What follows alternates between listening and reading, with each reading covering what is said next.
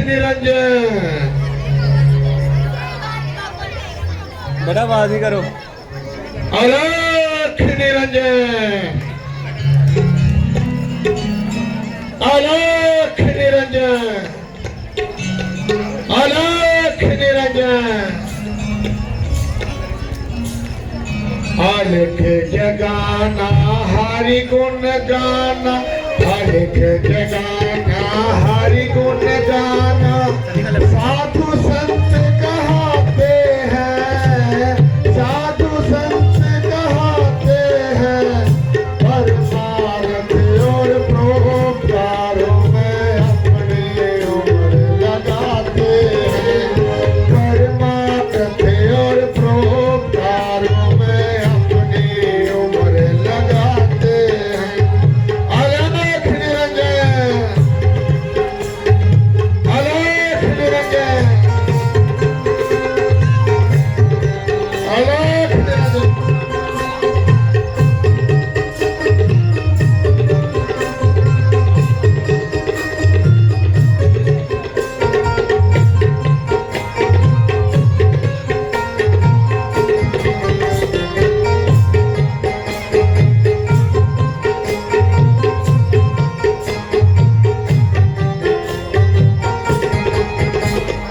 वनवासी सन्यासी उस अविनाशी के गुण गाते हैं, अविनाशी के गुण गाते हैं।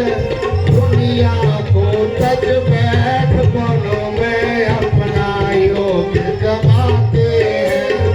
दुनिया को तज बैठ बनों में अपना योग गवाते हैं। अलख निरंजन, अलख निरंजन, अलख निरंजन।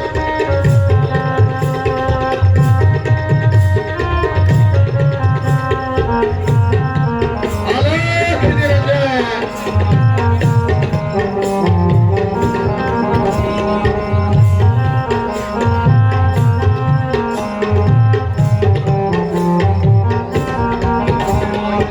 अलख जगाना हरि गुण गाना, अलख जगाना हरि गुण गाना। साधु संत कहते हैं, साधु संत कहते हैं, परमार्थ और परोपकारों में अपनी उम्र लगाते हैं। परमार्थ और परोपकारों में अपनी उम्र लगाते हैं। अलख निरंजन, अलख निरंजन, अलख निरंजन।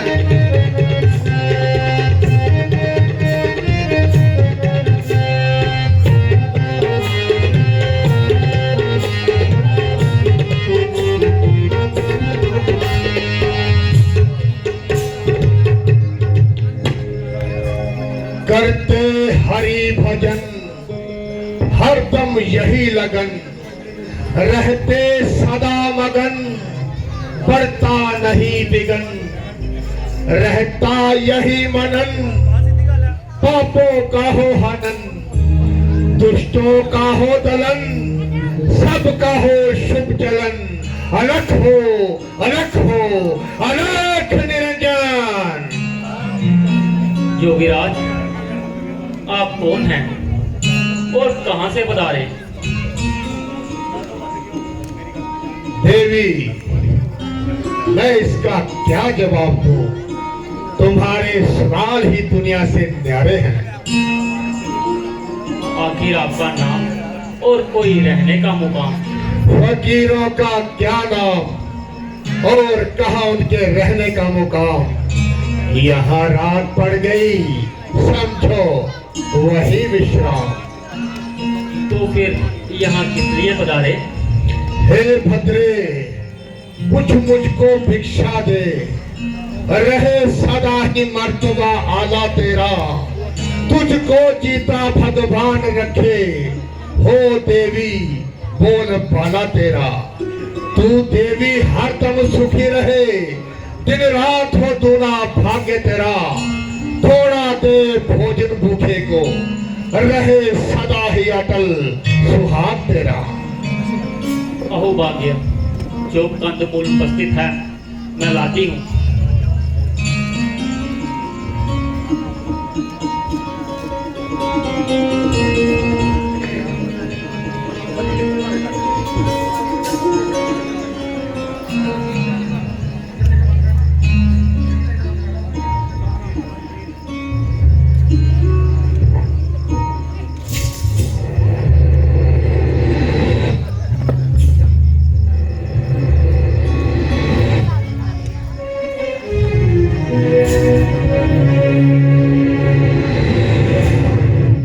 ये रेखा क्यों रंग बदलती है? ये कोई माया है क्या तेज किसी यति का है? रावण, अगर तू इसका उल्लंघन करेगा तो यहाँ सीता हरण नहीं बल्कि तेरा मरण भी हो सकता है। इसलिए कोई युक्ति लड़ा और जिस तरह से हो सके सीता को इस रेखा के बाहर बुला। अलख निरंजन, अलख निरंजन।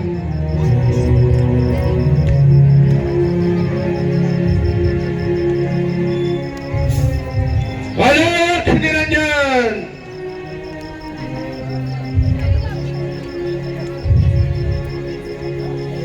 लीजिए महाराज, ग्रहण कीजिए। आनंद रहो देवी, तुम दूर से ही भिक्षा दिखाती हो, आगे क्यों नहीं आती? लीजिए महाराज, ग्रहण कीजिए। नहीं देवी, साधु लोग बंधी हुई भिक्षा नहीं लिया करते। यदि कुछ देना चाहती है तो इस रेखा के बाहर आके दे। क्षमा कीजिए महाराज, मैं बाहर नहीं आ सकती। हाँ, हम जानते हैं देवी कि तुम इस रेखा का उल्लंघन नहीं कर सकती, किंतु देवी साधुओं से डरना निर्मूल है और सत्य जिसके द्वार पर आ जाते हैं समझो ईश्वर उसके अनुकूल है। इसलिए डरो मत, भिक्षा दे दो। महाराज, आपने सत्य कहा, परंतु इस रेखा का उल्लंघन मेरे समर्थ में नहीं है, क्योंकि ये मेरे देवर की आन है। अच्छा देवी, धन हरि के हेतु लगा बाबा, योगी की ये सदा बाबा। जो दे उसका तो भला बाबा, जो ना दे उसका भी भला बाबा। योगी तो रमते योगी है, योगियों को क्या परवाह बाबा, मालिक का द्वार खुला बाबा, योगी की ये सदा बाबा। ठहरिए महाराज, ठहरिए। द्वार से साधु का खाली हाथ लो जाना महापाप है।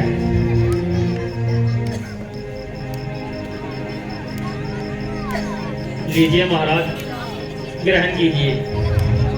भिक्षा तो बाद में दूंगा, पहले अपना नाम और पता बता दीजिए। भगवान, सीता मेरा नाम है और मिथिलापुरी मेरा पैदाइशी मुकाम है। श्री रामचंद्र जी की अर्धांगिनी हूँ और महाराज जनक की दुलारी हूँ। पिता की आज्ञा से मेरे स्वामी 14 बरस के लिए वनों में आए हैं, जिनकी सेवा के लिए मैं भी साथ आई। मेरे देवर लक्ष्मण जो मेरी सुतेली सास के जाए हैं, वह भी हमारे साथ आए हैं। 13 साल से इन वनों में भ्रमण कर रहे हैं और आप जैसे ऋषि मुनियों का उपदेश ग्रहण कर रहे हैं। इन वनों के तमाम ऋषि मुनियों की हम पर बड़ी मेहरबानी है। बस यही छोटी सी हमारी राम कहानी है। सुंदरी,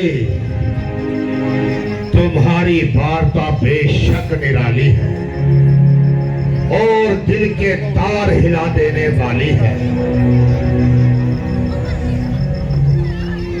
ये हुस्न और ये जवानी जिसके होते हुए भी तूने जंगलों की खाकशानी।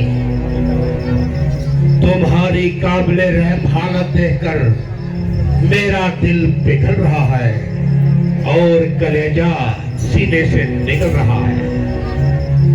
तुम तो इस लायक थी कि किसी राजा महाराजा के महल को आबाद करती, ना कि इस कदर जंगलों में घूमती फिरती हुई अपना के जिस्म और जवानी बर्बाद करती। महात्मन, आपकी जवान से ये शब्द शोभा नहीं देते। मैं बूढ़ी हूँ या जवान हूँ, उम्र में और ओहदे में आपकी पुत्रियों के समान है। साधु सन्यासियों को ऐसी गुफ्तगू शोभा नहीं देती, जिसके चलते हुए मुझे आपके साधु होने पर भी भ्रम है।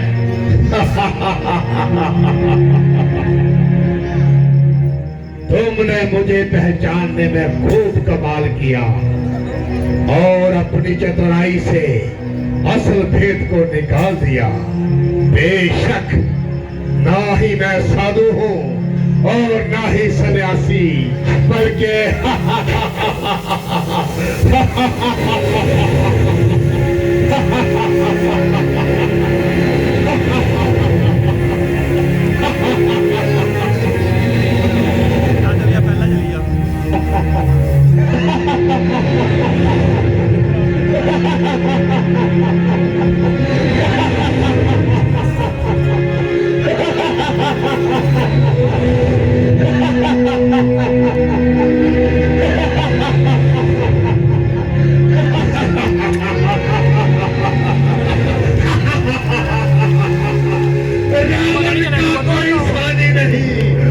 कोई संसार में देवता है सर झुकाते आकर मेरे दरबार में।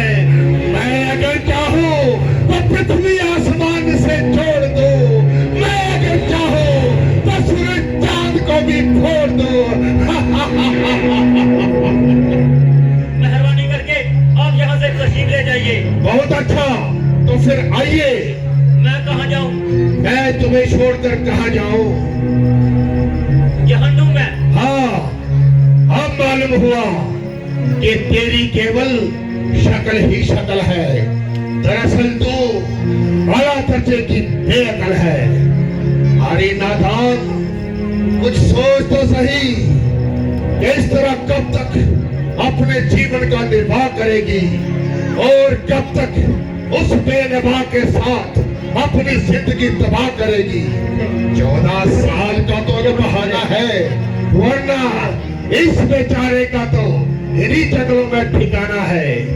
आखिर एक दिन यूं ही भटक भटक कर मर जाएगा और आखिर तुझे एक दिन रावण कर जाएगा। मेरे साथ चलेगी तो रावण की पटरानी कहलाएगी और सारी लंका तेरे कदमों के नीचे आंखें बिछाएगी। आग लगे तेरी लंका को और चूल्हे में पड़े तू। ये क्या बकवास कर रहा है और क्यों अपने काल को तलाश कर रहा है? काल? रावण का काल? काल कैदी है मेरा, अब काल आ सकता नहीं। मेरे फंदे से तुझे कोई छुड़ा सकता नहीं।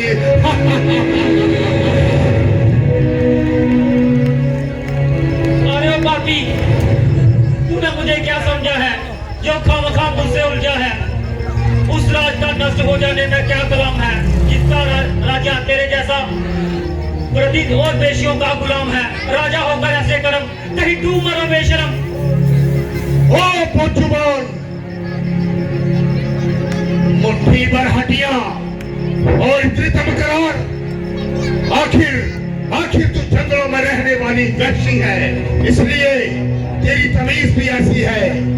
जो मुंह में आया सो पक दिया, जो हाथ में आया सो पटक दिया। वो क्या जाने कि एक राजा के साथ किस तरह कलाम किया जाता है और किस तरह उसको झुककर प्रणाम किया जाता है। ताजुब है, आप एक जंगली और बदतमीज औरत के साथ क्यों कलाम कर रहे हैं? मैं तुझे अपने साथ ले जाऊंगा और अकल व तमीज सिखाकर मुझे वैसी से इंसान बनाऊंगा। चला जा, क्यों अपने काल को तलाश रहा है?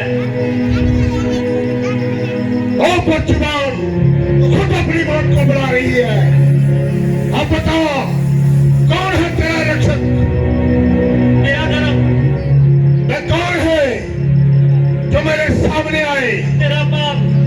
मैं कौन है जो मुझे पायमाल कर सकता है? मेरी आहें। पुकार अपने सहायक को जो तुझे मेरे इन जबरदस्त हाथों से छुड़ाए। मारने की जरूरत नहीं है। मैं परमेश्वर जो तुझमें और मुझ में व्यापक है, ना सिर्फ तेरे जुल्म को देख रहा है, तेरे नापाक हाथों से और तेरा मलिया मेट करके इस नामो निशान इस दुनिया से मिटाएगा। बहुत अच्छा,